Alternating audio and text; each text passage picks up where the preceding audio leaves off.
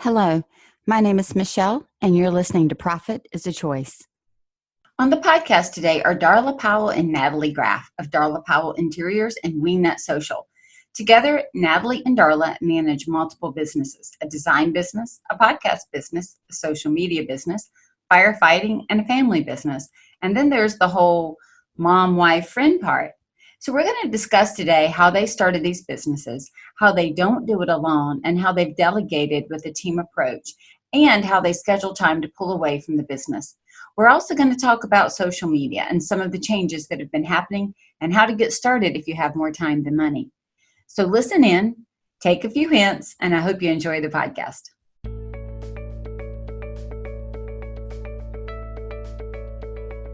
Every day, empowered entrepreneurs are taking ownership of their company financial health and enjoying the rewards of reduced stress and more creativity. With my background as a financial software developer, owner of multiple businesses in the interior design industry, educator, and speaker, I coach women in the interior design industry to increase their profits, regain ownership of their bottom line, and to have fun again in their business. Welcome to Profit is a Choice. Hey, Darla. Hey, Natalie. Welcome to the podcast. Hey, Michele. It's so good to be talking to you again. How the hell are you? I'm doing great. Hey, it's amazing that we're actually able to have this conversation. And I know, Darla, you're getting over a second bout of the flu, but we've had to reschedule so many times just because of, I don't think I've had any guests that have had to reschedule this many times. That's Natalie's fault. Natalie, what's your excuse? My excuse is Darla. My excuse is Darla. Yeah. So, but that's okay because we're here together now and we can have a fun conversation. So I wanted to talk to the two of you for a couple of reasons.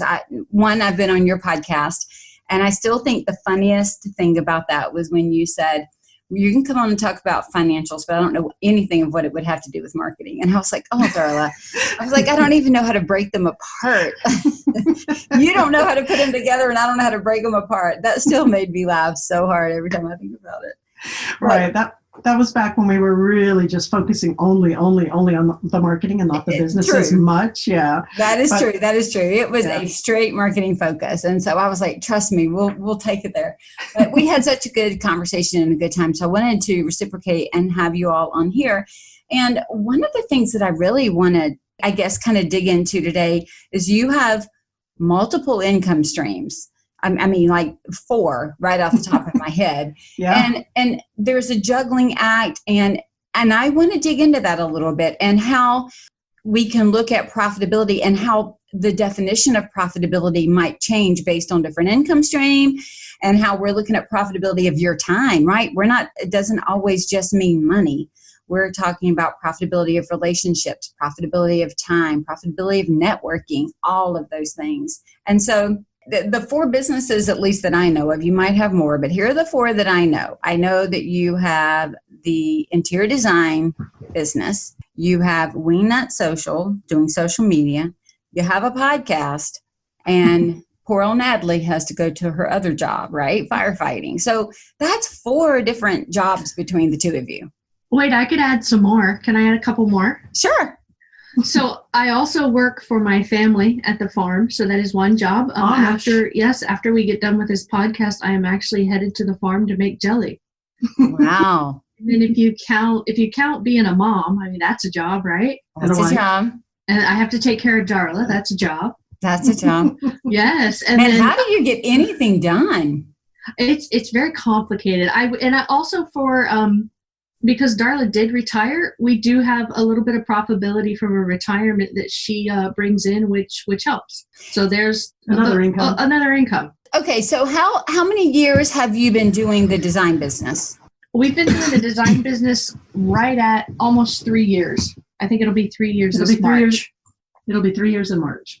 Okay. And then the podcast, I think your podcast came out right before mine did, around that same kind of time, right? August of 2018. Okay, because mine was September of 18, so I thought we were around the same time. And then Wingnut, when was that? 2 years. Wingnut launched in July of 2018, kind of in the middle of July. Okay. Good gracious. So how do you keep up with all the time? Do you guys have a digital calendar? Do you have a paper calendar? Or is it just like run here to there? How do you How do you manage time? We basically just stay under the covers, put a pillow over our head, and cry a lot. No, we have Google Calendar, and Okay. that syncs with all the businesses that we have. So we're able to schedule blocks of time for one business, for another business. So hopefully, as long as we keep our calendars synced and up to date, then we don't have any scheduling problems. And I put in that calendar I try to block out my days when I want to go fishing, and that helps keep the balance. I'm glad that you do that. I've been blocking out time lately. Believe it or not, I started a watercolor class. And Wow. so I've wanted to do it for years. And I thought, what am I waiting for? And then I listened to Luann's podcast the other day, and she was making a comment about, it was her 500th episode. And she made the comment about being 52 and going out and doing all these things. And it hit me, well, I'm 52. And that's why I thought I'm not waiting anymore. So it was like the same age and kind of that same mindset. So I've been blocking out on my Google Calendar to be able to go to Pilates and to be able to go do a watercolor class, because I can't sit at a computer all day, every day. And like you, I have multiple kind of businesses or income streams as well. And so it is a lot, right? And even the designers that are listening in, just the amount of work, if they just have an extremely busy design firm, that can be enough to fill up a calendar. So managing that time resource is huge. Right. I have found that the key to managing that, besides having a calendar where you can look and see what everything is going on, what's going down, is to delegate a lot of stuff. I have a lead designer on the design side that she really just kind of takes charge, and she runs 85% of it. Natalie's my project manager for that. And I have a team on the social media agency side too, with a director, Shayna Heinrichsey, that run that. So I'm pretty clear that I'm the chief visionary officer and the rainmaker. So that takes a lot of the stress off. And the time management is still hairy, but that helps a tremendous amount. So did you start off with a team in all of those businesses immediately, or did you build them out as you went? On the design side, I started off just me and Natalie. And then about 6 months into it, I decided to hire a designer just to help me out with the CAD and the more technical side of it, because I'll be 52 this year and I wasn't about to learn it. So Johanna's been with us. It'll be 3 years in October, right? 2.5 years. And on the Wingnut Social side, absolutely. Because I knew that I could not be hands-on in the nitty-gritty, and I would have to have a team. So we hired Shayna from the get-go, and then now we have a team of, 4 or 5, I think, with Kyle Cerruti, who's our sales manager. So yeah, that helps a tremendous amount. But still, even though you think a lot of that's going to be off your plate, it's still a lot of management and a lot of irons in the fire. Yeah, that then puts you in the role of heavy HR. Oh my gosh, yes, absolutely. But I love it. I love my team, and I've been very blessed and very lucky to have people who are very competent and good team players. So I think that's a plus. I can't imagine if I had some rotten eggs in there, how much more difficult it could be. But we've gotten lucky from that point. Wouldn't you say, Nat? Yeah, I think so. And I think we can stay organized with that time management too.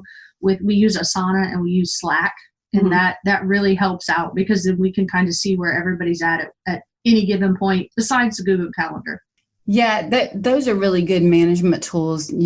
People ask me all the time which ones to use, and I say with the one that makes sense to you and that you're going to actually use. It doesn't do us any good to have technology if we're not using it, right?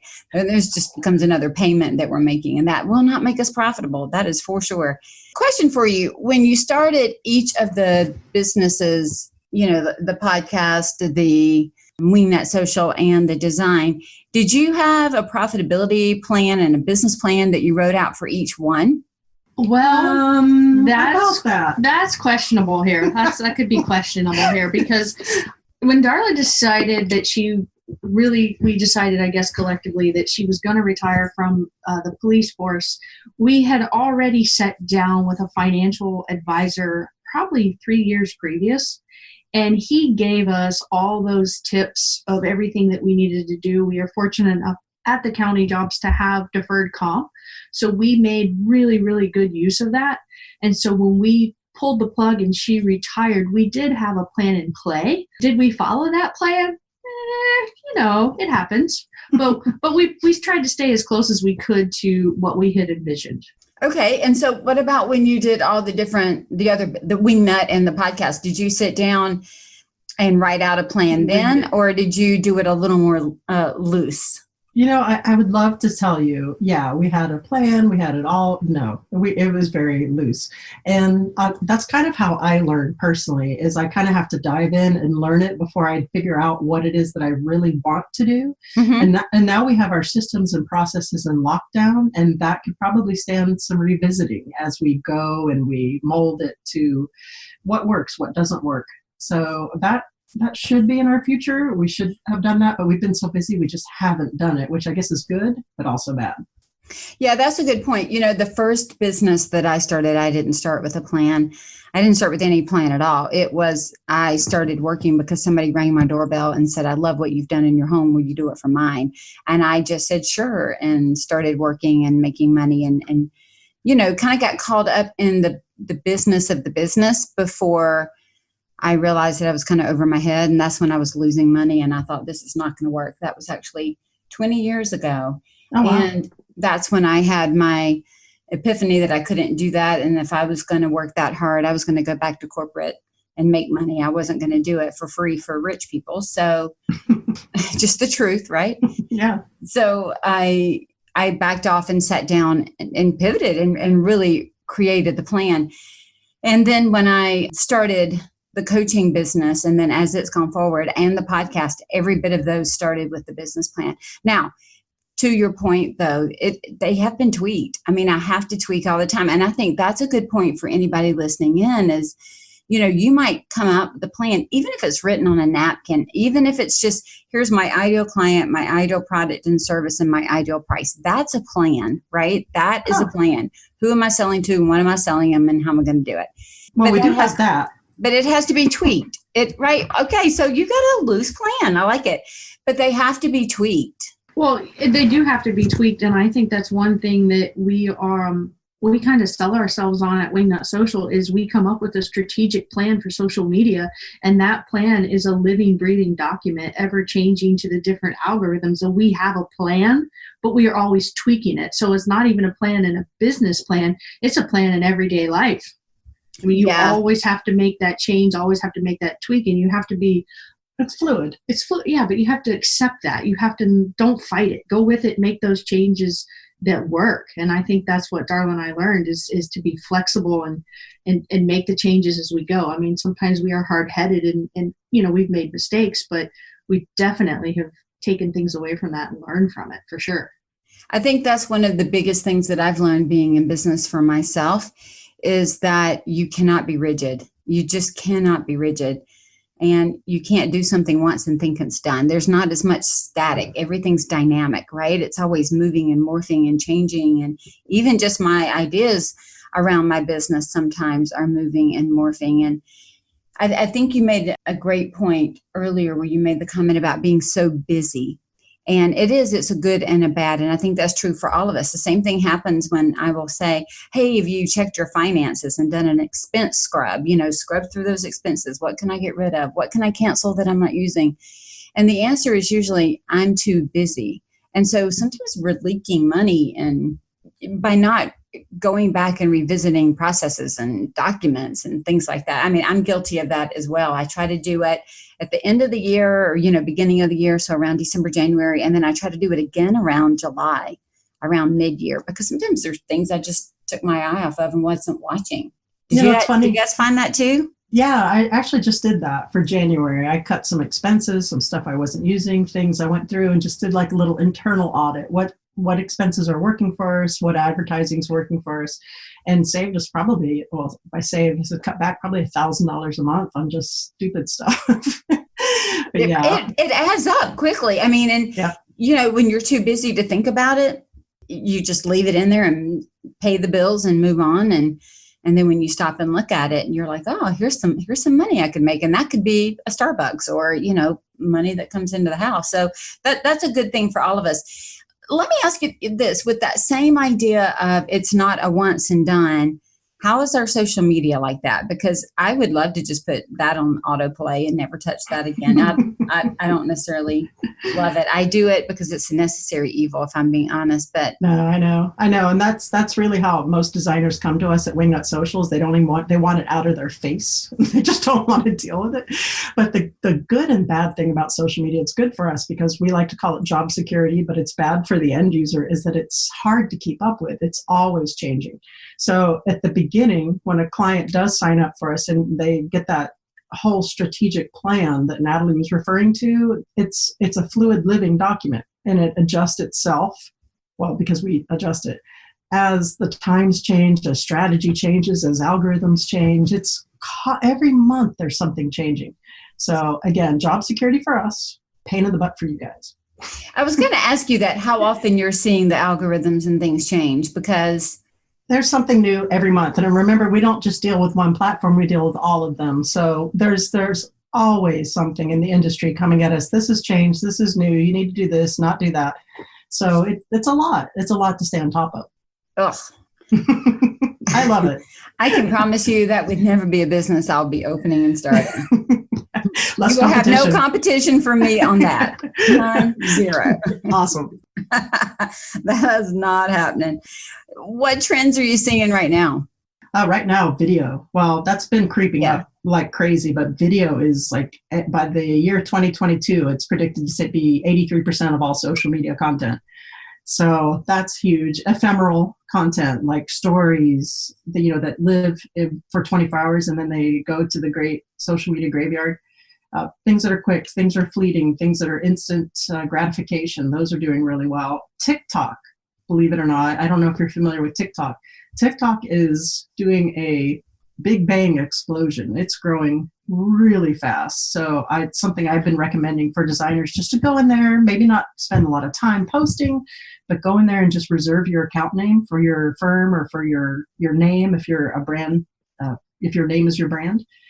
It's going to be huge. I absolutely fully see TikTok taking over Instagram and some of the other ones in a few years, in 2 or 3 years even. It's really huge. It's interesting how you can watch trends. So, Snapchat had been around for a while, and that's the quick, take a picture, it goes away. And then that moves over, a little, not quite the same, but similar on stories. Right. And I don't know, I've gotten to almost now, like if I were to just look at my own social media behavior, I go into Instagram and I look through stories and I flip through very quick, and I've got my finger on the right hand of my phone and I'm like click, click, click, click, click, click, click, click, click, click. And then I do like 2 scrolls up to look down and then I get off. I'm like, I've had enough. That's enough. I don't, right. Which is probably terrible because if somebody's on page 3, I missed them. Yeah, that could be. And that is the way that... Which means I might be missed if I'm on their page 3. Yeah, that's the way a lot of people are. So that's why it's good to have strategies and techniques in place to get you up there on, in the beginning for your followers to see you. And I will say this just for the interior designers listening, they might not listen to our podcast, Wingnut Social. For business, especially the interior design side, we do get a lot of leads from Instagram. We just booked a consultation today from somebody that sent me a DM on Instagram in a pretty nice area here in Miami where the design firm is. So if you're not doing social media, if you're not really posting often, that is money you definitely could be leaving on the table there. Which social media platforms, I know it varies, right? And I usually tell my clients, because everybody's demographic is a little bit different, but where are your people? Go be where they are. But I would say that primarily we're still seeing, at least my clients are still seeing the majority of their interaction, like live interaction on Instagram and Facebook. Yeah, those are the 2 main ones that we push. And for designers, usually depending on what kind of designer you are, where you are, Instagram is going to be the number 1. Pinterest might be a really, really super close second, depending on your end goals there.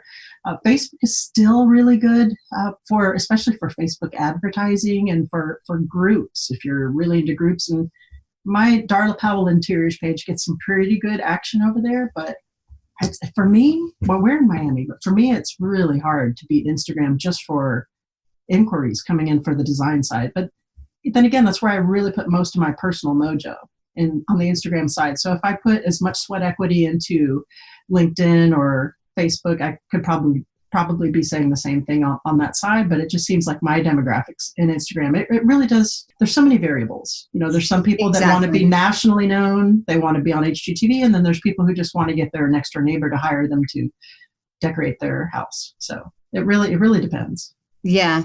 And I mean, I know that you guys probably preach the same kind of thing, but consistency is key. Oh, having a presence and staying consistent.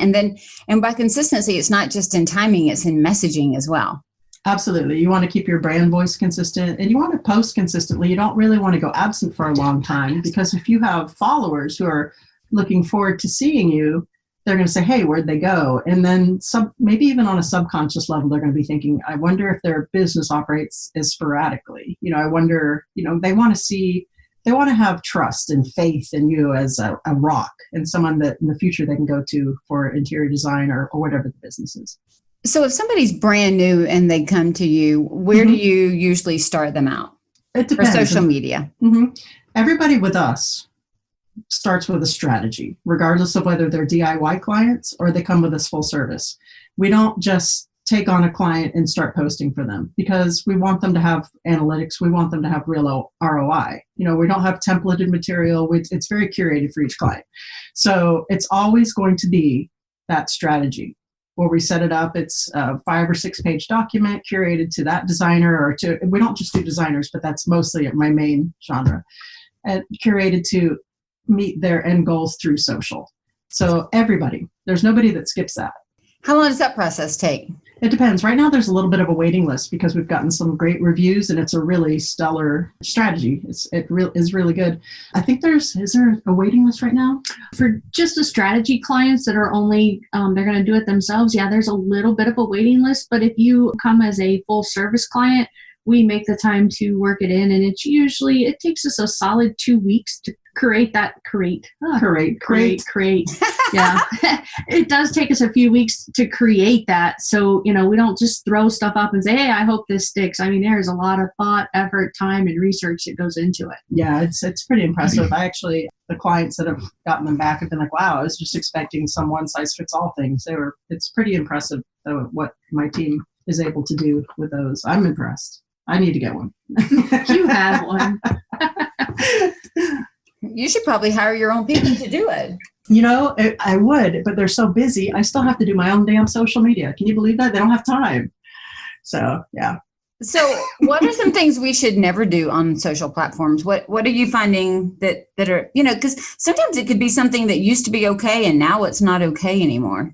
Well, unless it's part of your brand and you're okay with polarizing people, stay out of politics. Mm-hmm. I wouldn't do that. Even Gary Vaynerchuk is polarizing as he can be. It doesn't really get into politics, with all his F-bombs or whatever.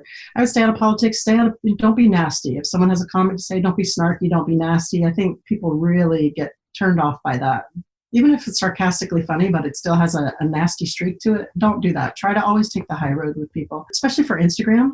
Try to post on your feed photography that's pretty or at least well shot with your iPhone. Don't post ugly pictures. And those would be my 3 top ones. Nat, you got any more? No, don't forget stories. What? Don't forget to do your stories. Oh yeah, and on Instagram, make sure your stories are going pretty much all the time, because those are really popular and those help you grow your Instagram account, because Instagram just loves it when you use their stories. I always hate it. I'll tell you the thing I don't like anybody to do is don't comment on somebody's picture that looks great, but I would have done this. Yeah. Don't be helpful in public. Be helpful in private. Yeah. I mean, nobody needs to have that pointed out. And it's just it's so hurtful. I am blown away. The other thing that I would say is don't post somebody else's picture without their permission, and make sure you give everybody's kudos to who the picture is, who the photographer is. Just cover yourself and make sure you know what you're posting out there. Yeah, absolutely. That's, I thought that was such a given that is a huge no-no. Don't post someone else's work without making them the star of that post, giving them all the credit, giving the photographer credit if that's listed in the original post, et cetera, et cetera. That's really bad form. The other thing that has always grated on my nerves, and I get sometimes we post other people's work and, celebrity crush or designer crush or shout out or great design, whatever. But if your entire feed is everybody else's work and none of your own, that's a problem. That's a problem. Even if you're a brand new designer, go decorate a corner of your house. Do a couple of pictures that are your own, but not every single picture should be somebody else's on your feed. I would say I do agree with you. I don't think every picture should be, but when you're a new designer, it is really hard to curate your own work. And as long as you're crediting them, like we said, but to your point, it's not that hard to go to TJ Maxx and take some shots or to do a little corner in your house.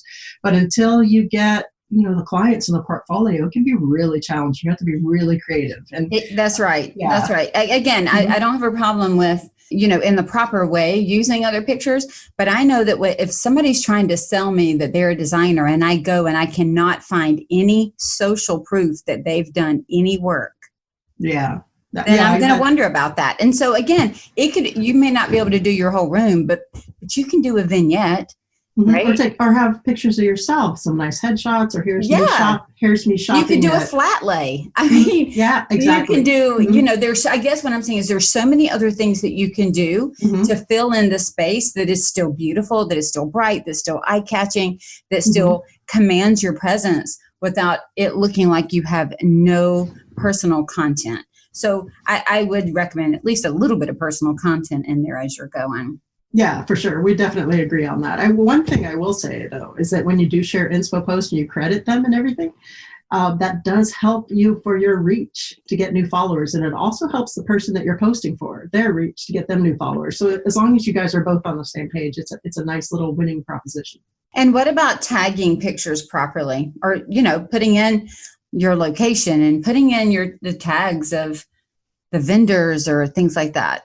Yeah, that's super important, because every time that you get someone to like your photo that you've tagged or you've mentioned in there, then their followers tend to see what they have liked on the Explore page. So that is definitely a bonus. If you have a vendor, if you have Korean company, a sponsor of our podcast, thank you, on there and you tag them and they like your photo, you're more than likely to show up on their followers' Explore page on Instagram. So that's a terrific strategy. And honestly, I think that the rules apply. If a vendor pulls your picture and posts it, they should be giving you credit for that picture and your photographer credit as well, right? Oh, absolutely. They shouldn't, because I've seen a couple where they got pulled and the original person didn't get credit for it. So that shouldn't happen. The same way that we give credit for every single thing that we're posting. If somebody uses your picture, everything should be given as credit. So absolutely. And still, I think we have to be really careful around all the sharing. You talk to the lawyers, they'll tell you to be very, very careful. So just if in doubt, credit everybody. Yeah, credit everybody. Credit the hell. Say, Waddell and Bichetti, look at what an amazing job they did on this bathroom. It's killer. Just make it about them. Don't just do a narrative and then at the bottom, design Waddell and Bichetti. Make them part of the narrative. Sing their praises. That's exactly right. So how do you all put some boundaries around all these income streams and work and all of that? How do you do that and then still be able to manage having a home life and family life and personal time? Natalie, this one's yours. Oh, why do I get the hard one, Michele? Actually, it took us a hot minute to figure that out. Aren't we still? Yeah, that's still ever changing. But we started scheduling. I will take on our calendar, and when I get our daughter's soccer schedule, all her games go on the calendar, and people just have to work around that. So we just put it on the calendar, and if I want to go to lunch one day or to breakfast, I throw it on the calendar. If I want to go fishing, I throw it on the calendar.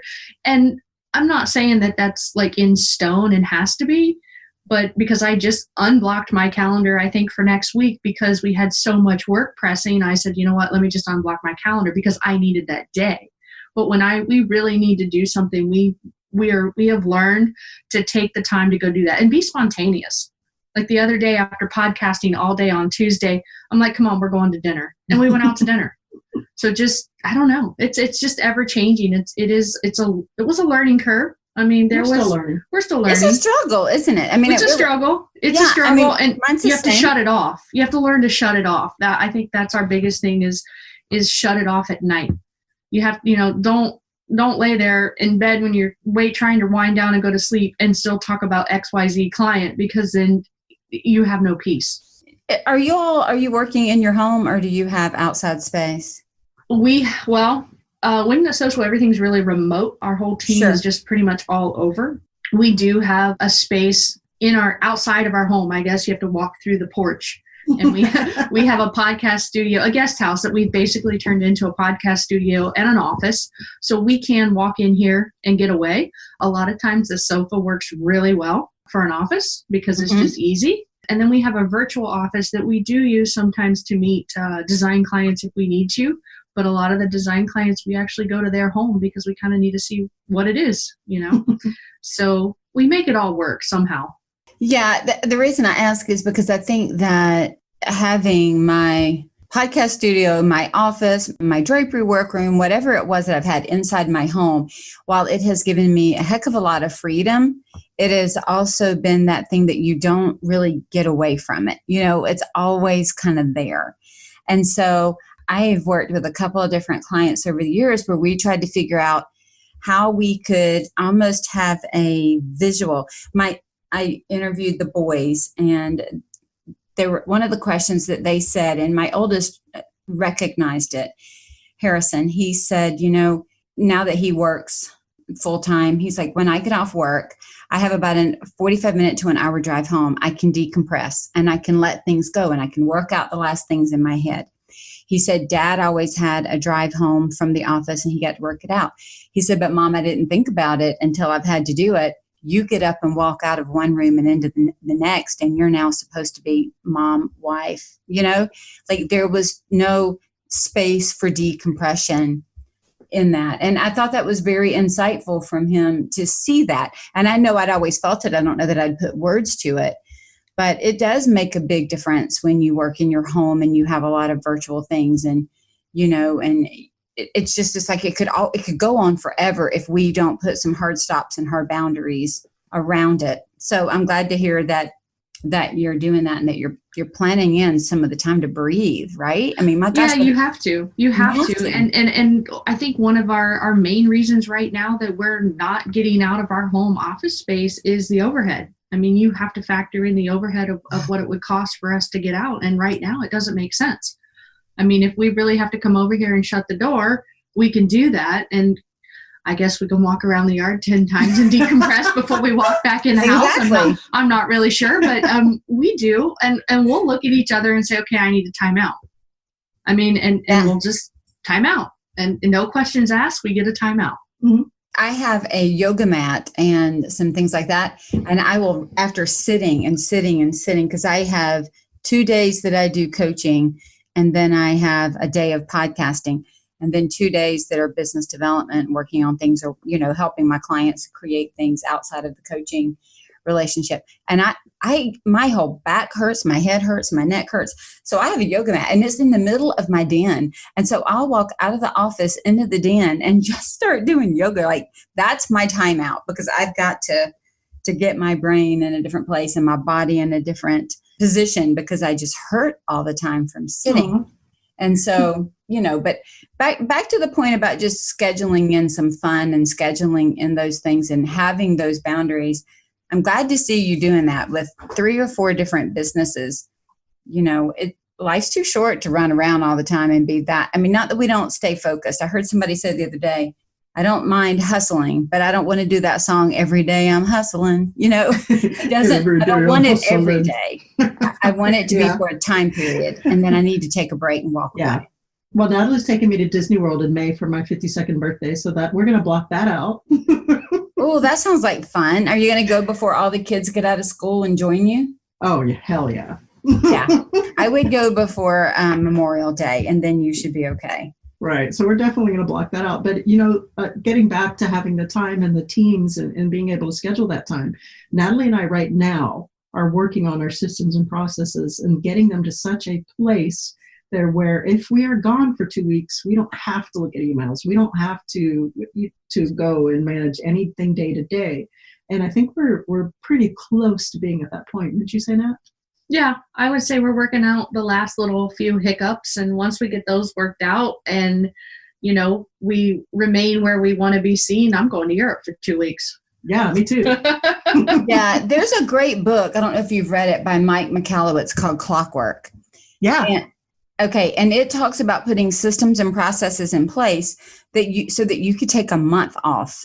And for many of us who are single business owners or who have, smaller teams, or you're a primary in your business, it's a much harder thing to do.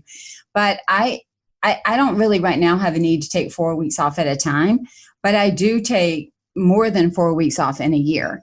And I've built my business to allow me to do that, so that outside of coaching, I don't have to be sitting in front of something with somebody all the time.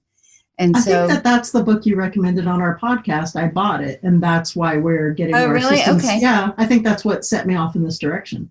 Yeah, it's just so that you can have some freedom in the business, right? So that we're not so tied down that if you move, we've heard so many people talk about that, and it's true.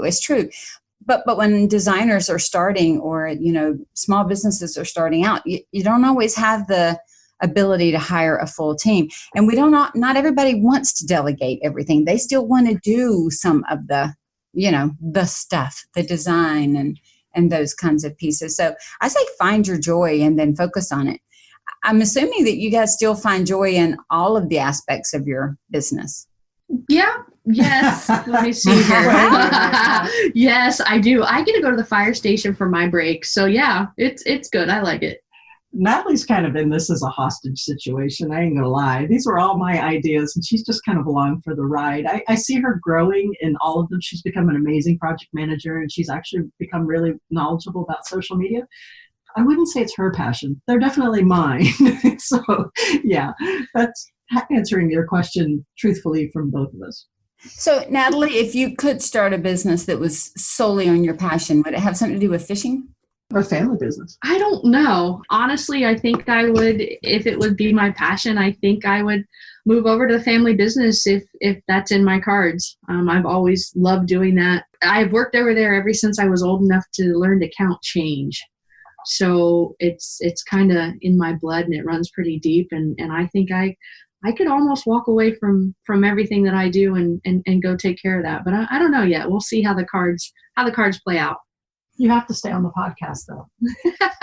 Yes, I know. I'm hostage. I know. Darla would have a hard time riffing alone over there.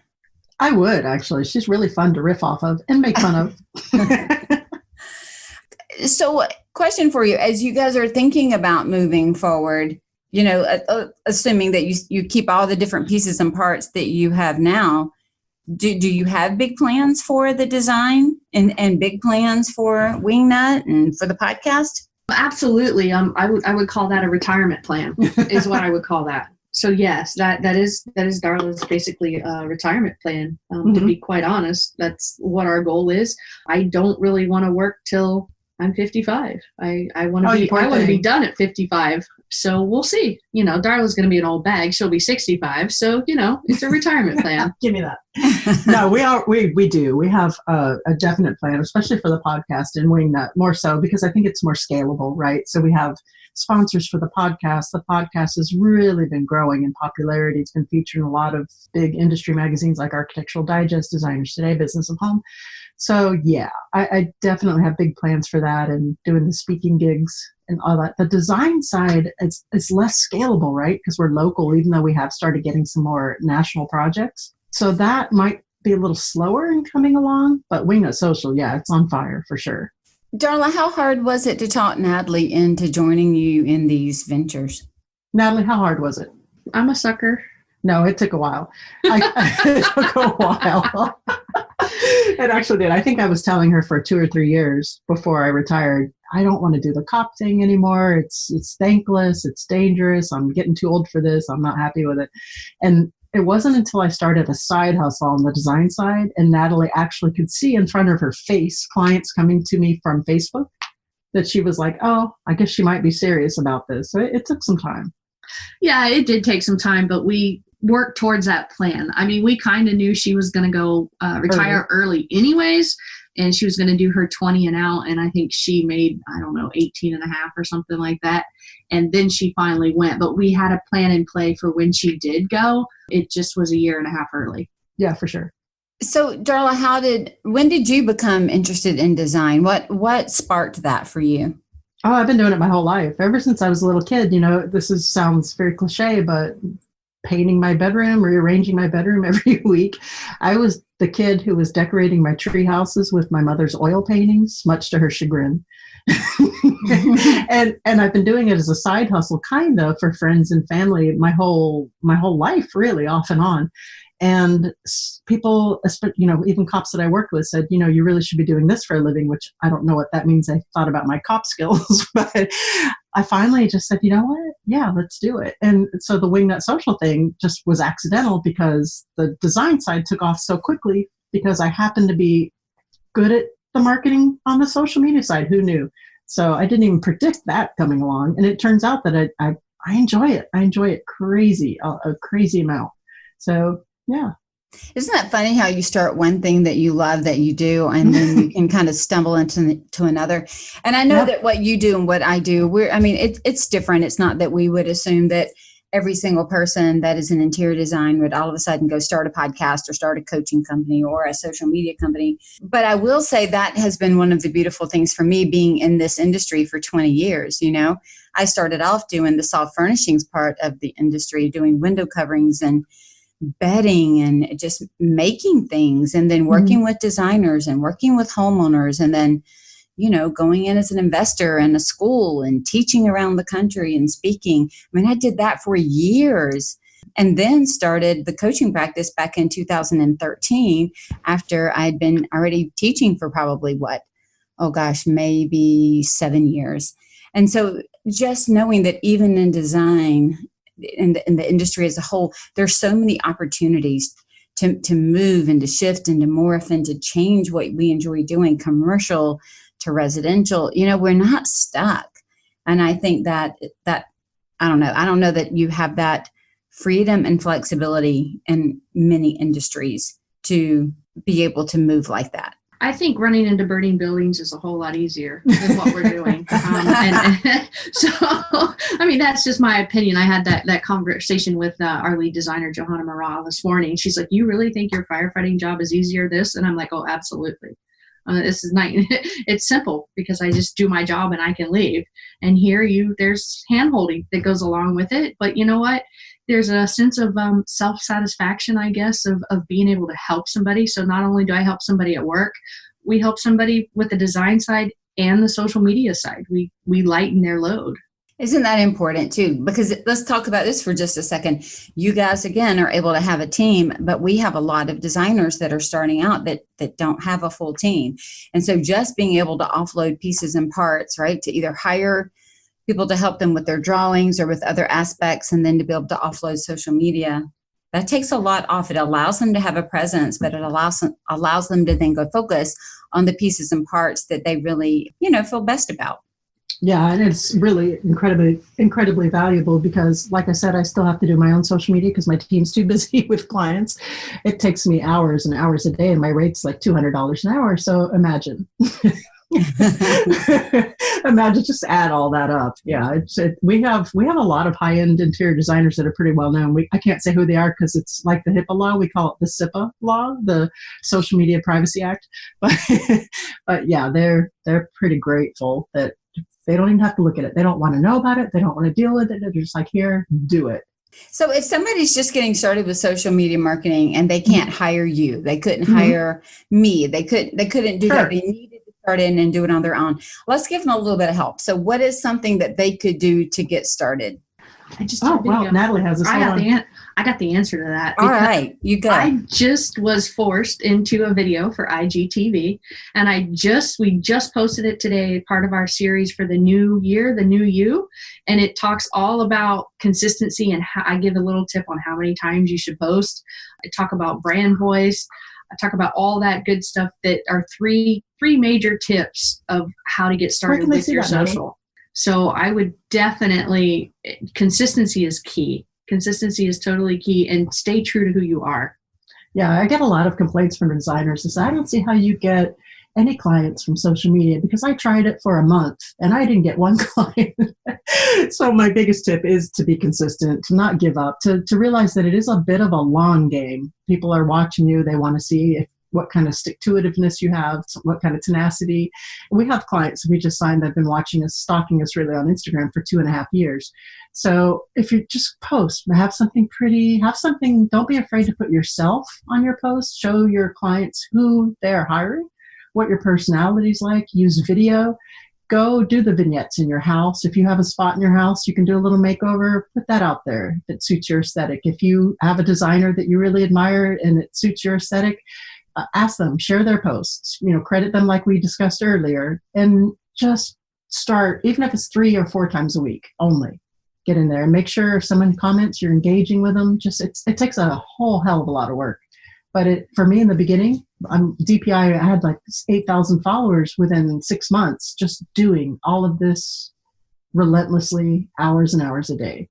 So it does take a lot of work. But if you have the elbow grease and you don't have a lot of clients hanging on, waiting around yet, get in there and just be prepared to work. Yeah, I've always said when we're looking at a marketing budget, within your full financial budget, as an expenditure, you need to think about, do you have more time or do you have more money? Because if you have more time, you can do some of it yourself for a lower price, right? But if you have more money than time, then that's when you need to start thinking about offloading it. So I love that. I'm going to steal that. Yeah, because it's true. If I don't have money, but I've got plenty of time, roll up the sleeves and get to work. Yeah. So, but when we talked about that whole, one of the things I love about this podcast is talking about profitability and the fact that it's more than just money. We are certainly here to make money.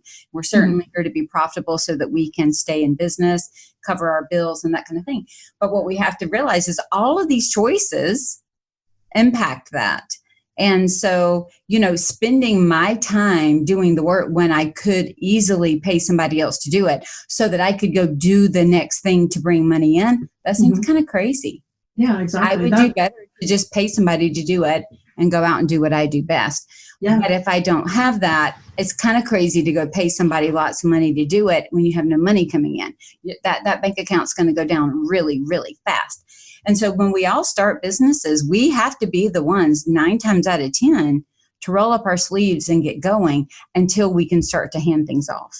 Yeah, absolutely. And if you're the rainmaker for your design firm or for your business, and you have gotten to that point to where you're comfortable to delegate some of your marketing, whether it's us or an intern or a PR firm or whoever it is you choose, think about how much more money you'll make as a rainmaker than sitting in front of your computer trying to figure out the latest change in whatever it is. That's why I hired my first designer, because I knew it was more important for me to go out, show my face, show my personality, be a rainmaker, and have my lead designer worry about working in chief architect.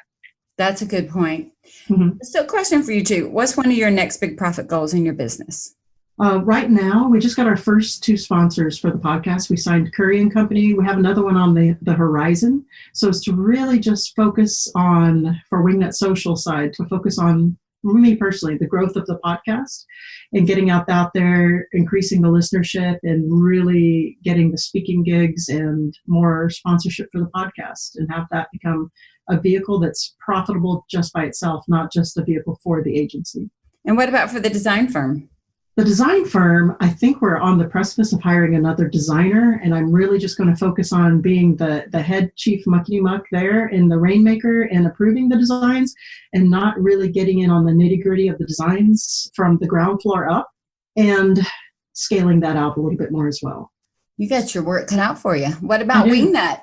Oh, Wingnut, that's already going. We already have our team. That's flying. That's doing really well. Yeah, but what are your next profit goals there? What are your next big goals there?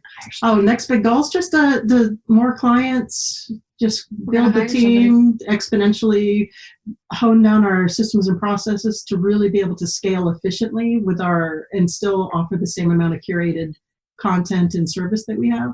So just to really build it out and grow the team and bring in as many clients as we can with keeping the same level of service. Right. That's always the challenge, right? It is, yeah. Especially when it's something so service oriented, Right. And that's the same for design. Yeah. I hear that all the time. Yeah. It's harder to scale that and keep that quality of service in there. So that's incredibly important to me. So far, we've been pretty lucky, even with a team of 5. I think we've gotten pretty blessed with our team, and the service has been pretty good. We don't have any sour apples in there, so hopefully that'll keep going. That's right. That's right. Is there anything else you all would like to share? No, just if you haven't heard our podcast, if I could show that, the Wingnut Social podcast. Yep. And we'll make sure we have a link to that in the show notes as well. So everybody can go over there and take a listen. Awesome. Possum. Natalie and I co-host that. We have guests, and we have our Monday marketing mini potty. Mini-sode. Mini-sode. And I think mini-sode sounds a little better than mini potty. I know, but I like mini potty. It makes me giggle. And if you guys want to follow us on social, we're at Wingnut Social on all the channels. And whatnot. Oh, hold that in front of your face. Oh, and our website's at wingnutsocial.com. And that's all I got. That's perfect. Well, I'll have all of that in the show notes so everybody can follow you and check out what you're doing. And I know that you put lots of cool tips out there. And hey, Natalie, if you've got the IGTV, since that stays around, it doesn't, go away in the story, get me that link and I'll make sure we put it in the show notes as well for those that might be starting and need to put a little bit of their own elbow grease in it. I'd love to be able to give them that first step to how to do that. Absolutely. I'll have my secretary, Darla, send that right over. That sounds great. I'll take it. Well, thank you both so much for working out our schedules multiple times to be able to come on the podcast and to chat with me today. I really appreciate it. And I'm looking forward to seeing how you grow all of your businesses. Thank you so much, Michele. It's been a pleasure. Yes, thank you. Sorry we had to keep rescheduling. I'll try to make Darla take lots of vitamins. Me. Just blame Darla. I'll send you some Sambucol or something like that. Deal. Have a great day, guys. Thanks, you too. Thanks again to Darla and Natalie for joining us today. Having an online presence is so important. It is seriously like the yellow pages of years gone by. Make sure that when you choose to create your online strategy, that it includes knowing your brand, your offering, and your ideal client, and then be consistent and have fun. If you are an interior design business and you're wanting to reach your big goal this year while also having some time for your friends and your family, and that path ahead seems really overwhelming, reach out and let us help you in the Designer's Inner Circle. We focus on helping you work with ease so you can reclaim your time. You can find more information at scarletthreadconsulting.com. Remember, choose to be profitable because it doesn't happen by accident.